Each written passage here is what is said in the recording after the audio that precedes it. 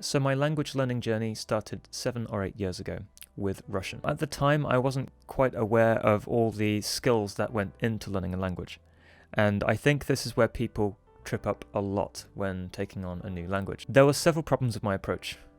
One, I was starting to learn a foreign language that was highly complicated and would take a lot of investment to learn. And that's down to the fact that Russian doesn't share an awful lot of very common roots with English, whereas Spanish, for instance, does, which makes it a lot easier to learn for English speakers, for instance.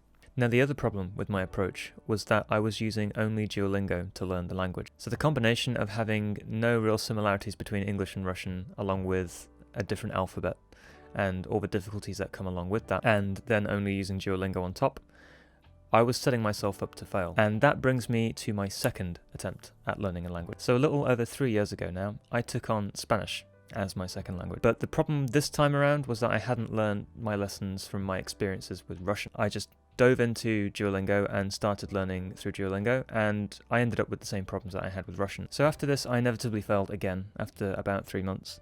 But I still had a passion for learning a second language, and I still wanted to do it, but I just didn't have the right methodology, and I couldn't quite figure out what I needed to do personally to achieve that goal. And then that brings me to the next 6 months in my journey. So at this point, I really hadn't done anything or learnt anything, but that's where I came across Nathaniel Drew's video on learning Italian in 7 days. I thought, well, okay, maybe that is possible. So I watched the video, and I was amazed at the process that he used. What was different to his approach than mine, and many other approaches from different apps that I've used over the years, was that it focused on vocabulary, like hard-hitting vocabulary, learning as much vocab as you possibly can, because at the end of the day, vocabulary is what's going to help you engage with your target language, especially in the early days. Like, obviously you do need more things like conjugations, you need things like grammar and stuff like that, but initially I think it's probably the best thing you can do to actually improve and set yourself up with the best chances possible to succeed would be just to focus on vocabulary. And that's pretty much what he did. He drilled vocabulary all day, every day for this week that he spent learning languages. I thought, I wonder if I could use the same methodology as Nathaniel Drew, but a bit lighter, because I didn't want to spend every day, all day studying Spanish. I just wanted it to be a part of my day, where I could just, do little and often, and eventually over time, those efforts would compound into, hopefully, my second language. And so that's where I started to come up with my own plan. Learning Spanish would mean learning as much vocabulary as humanly possible, at least at first.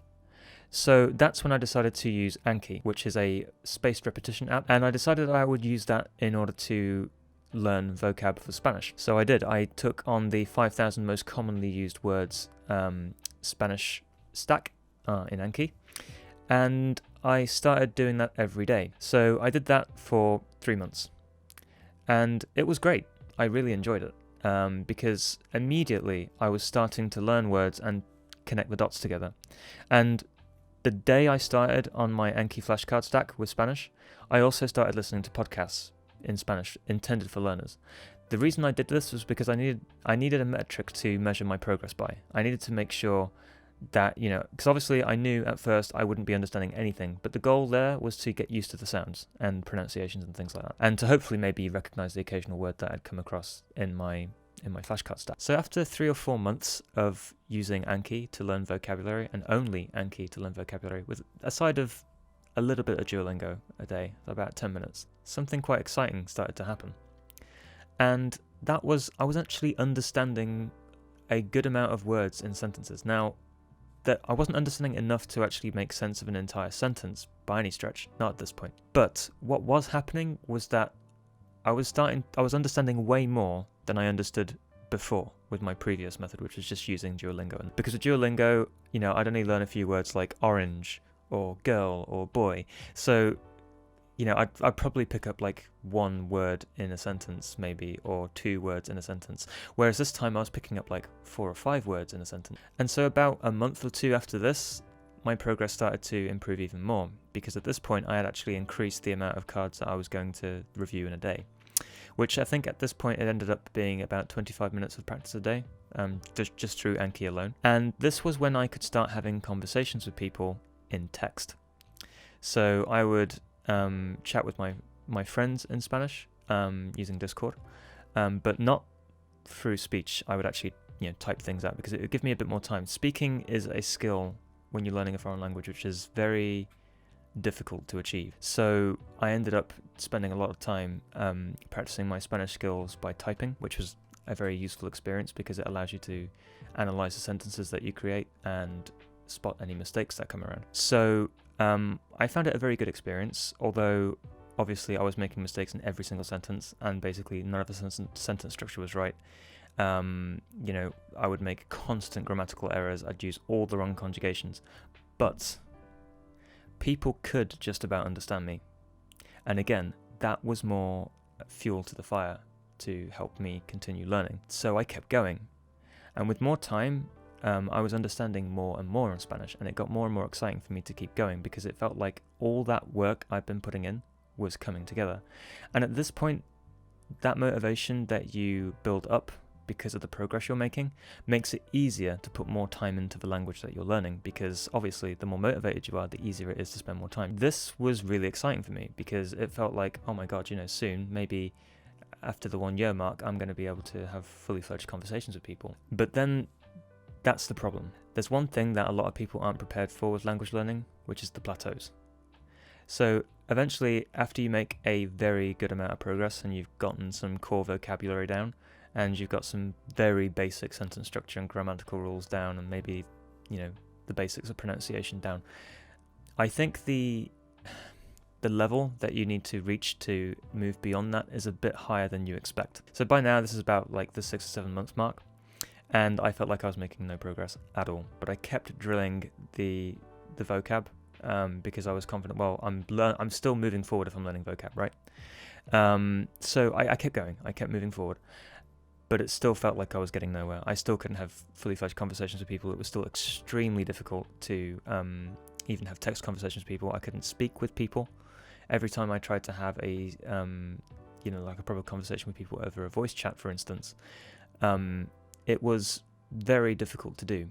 And the reason for this was because I would get lost in the responses of the person I was speaking to. So like they would respond to me, but I wouldn't understand what they were saying, and this would either be down to accents, because obviously Spanish has a lot of different accents, or down to the speed that they were talking.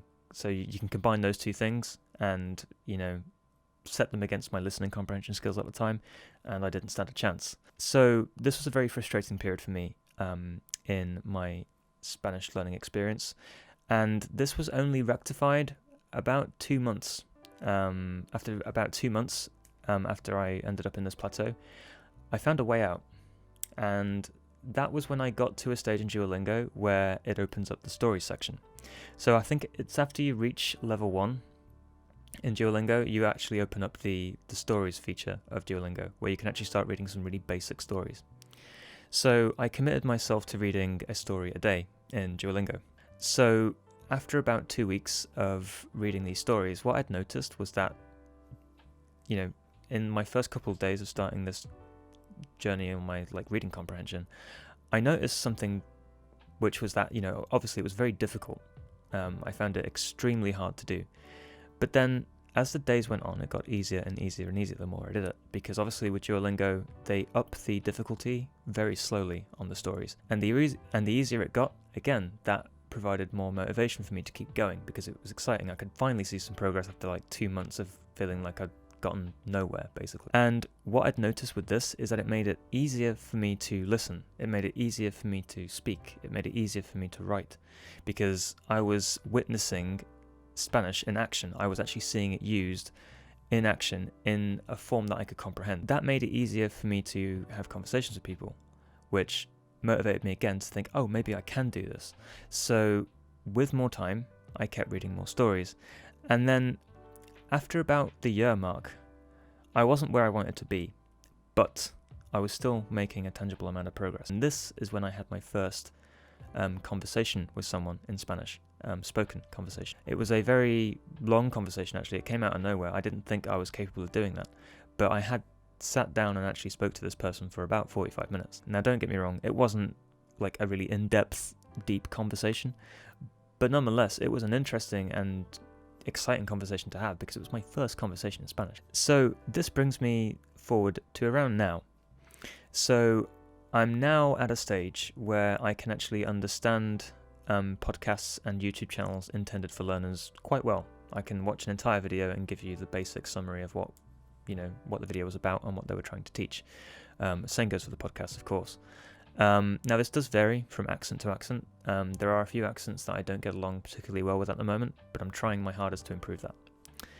And the other thing as well is that I'm also trying very hard to read more, and that's what I've done. Every single day for the last 2 weeks, I have been reading my A2. Well, I started off with an A1 graded reader, which was actually very difficult. But then when I moved up to my A2 graded reader, the skills that I had built reading my A1 graded reader had massively helped me out to start my A2 graded reader. And as a result of that, it's made listening easier, which makes it a lot easier to learn. Because if you can just watch, content you enjoy in Spanish, then practicing Spanish becomes effortless. Because you can have focused practice, because you're going to be focused and engaged in the content you're watching because you enjoy it. But at the same time, you're practicing that language because obviously it's your second language. So that is a very, very powerful thing to take advantage of if you can do that. So, in summary, my goals at this stage are just to continue improving my comprehension. So at the moment that means focusing on more reading and watching, so basically consuming as much content in Spanish as humanly possible, because I think those things will actually help me achieve my goals faster, which is to have more in-depth conversations with native speakers. But of course, to get there, I need to have good conversational skills. Where I want all this to go is I do eventually want to become fluent, which means probably getting to a B2 plus level. It would be great to get to C1, but I can happily settle for B2 or B1. And hopefully get to a stage where I can actually have meaningful conversations with people and enjoy Spanish content, TV shows, movies, and all that sort of good stuff. So yeah, that's where I am for now. A year and 6 months into my experience, I'm super, super excited to see where the next year takes me in 2021. Thank you for watching, and if you enjoyed this video, please give it a like and a subscribe, and I will hopefully see you soon.